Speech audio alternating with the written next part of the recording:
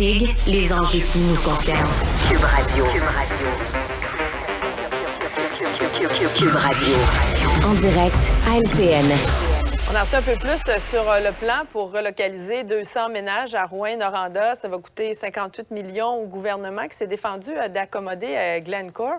Philippe Vincent, est-ce qu'il y a un peu d'improvisation là-dedans?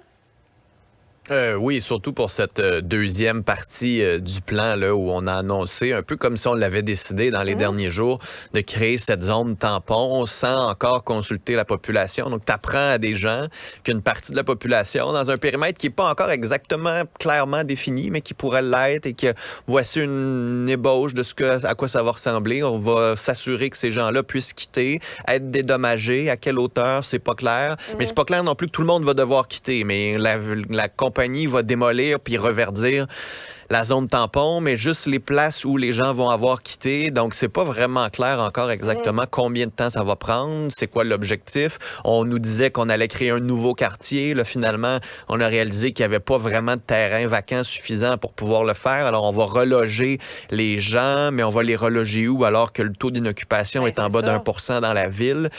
Là, on nous dit que Glencore va racheter les terrains à hauteur d'à peu près 30 millions de dollars, mais que le gouvernement, c'est votre argent, là, c'est l'argent des contribuables, va mettre quand même 50 millions pour pouvoir aider ces gens-là à être hébergés ailleurs. Pourquoi les contribuables ont à payer pour la compagnie qui n'arrive pas à ramener son niveau d'arsenic et d'autres polluants à la norme nationale à 3 nanogrammes?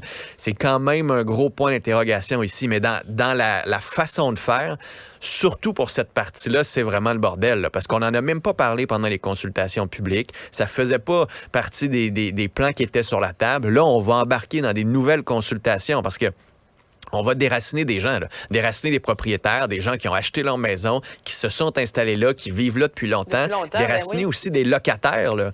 Tu sais, des locataires, eux, peuvent pas nécessairement dire, OK, moi, ma propriété a une valeur X, redonnez-moi l'argent, je vais me retourner. Il va falloir qu'ils trouvent un logement alors qu'il n'y en a pas. On va déterminer comment la valeur marchande de ces propriétés-là. On va calculer selon les hausses des dernières années. On va calculer sur ce qu'elle vaut à peu près depuis un an, alors que la valeur a beaucoup baissé, parce que qui veut vraiment habiter dans ce quartier-là depuis tout ce qu'on a entendu du côté de la santé publique.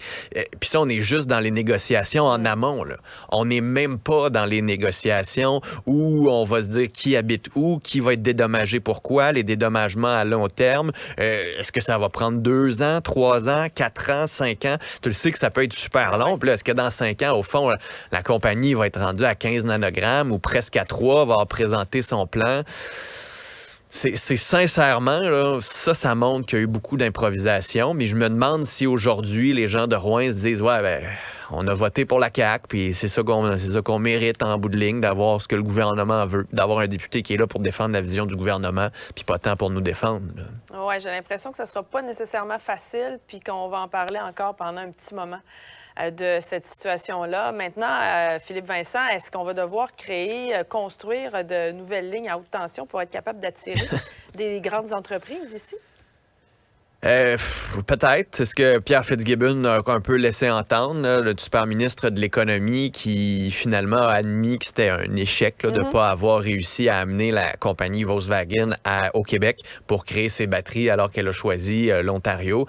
Il y a comme 2 aspects ici qui sont intéressants. D'abord, il y a l'aspect plus général de qu'est-ce qu'on fait et comment on le fait avec notre hydroélectricité. Il n'y a pas si longtemps, on avait l'impression qu'on pouvait en donner à tout le monde. Là, comment ça se fait que ce contrat-là nous échappe alors que l'Ontario n'a pas tant plus de capacité hydroélectrique que nous. Au contraire, on va devoir en créer au cours des prochaines années. On n'aurait pas pu, nous, au cours des 2-3 prochaines années, faire ces lignes à haute tension, augmenter notre approvisionnement en électricité. Est-ce qu'il manque autant d'électricité qu'on le dit? Est-ce qu'il manque vraiment des lignes à haute tension? Est-ce que c'est un problème de pénurie de main-d'œuvre? C'est pas vraiment clair encore exactement pourquoi on ne l'a pas eu, ce contrat-là. C'est pas clair non plus ce qu'on veut faire avec notre hydroélectricité. On nous dit on va attirer des entreprises. Là, on en avait une. Là, on en avait une qui aurait pu nous aider dans la productivité québécoise. On ne l'a pas fait. C'est une grosse entreprise qui va faire en sorte qu'il y en a d'autres qui vont s'agglutiner autour. Donc, ça crée cet écosystème-là commercial qui est hyper intéressant. Mais qu'est-ce qu'on veut comme entreprise? Est-ce que c'est ça qu'on veut? Est-ce qu'on en veut d'autres? Est-ce qu'on veut continuer d'exporter notre hydroélectricité en Ontario puis aux États-Unis pour qu'eux attirent des entreprises à haute capacité d'investissement? Toute cette réflexion-là, puis sur les lignes à haute tension, on ne l'a pas fait. Elle a peut-être été faite dans la tête de Pierre Fitzgibbon, mais socialement, il n'y a personne qui est capable de dire dire exactement le plan précis du gouvernement pour attirer certaines entreprises, où, quand, quoi, comment, avec quelle hydroélectricité, avec quelle énergie éolienne. Donc, ce plan-là, cette discussion-là, on ne l'a pas eu. On attend toujours un PDG. Et à ceux et celles qui, après ça, vont me dire, oui, mais Pierre Fitzgibbon a des enjeux éthiques. Puis oui, Pierre Fitzgibbon pile sur des pieds, mais c'est vraiment quelqu'un qui est capable de faire des deals. À un moment donné, il va falloir qu'il en fasse des deals. Parce que là, c'était un deal hyper important qu'il n'a pas fait et qu'il n'a pas réussi à avoir. Merci Philippe Vincent pour ton commentaire. Bon week-end. Bon week-end. On Bonne se retrouve Saint-Patrick. lundi. Merci.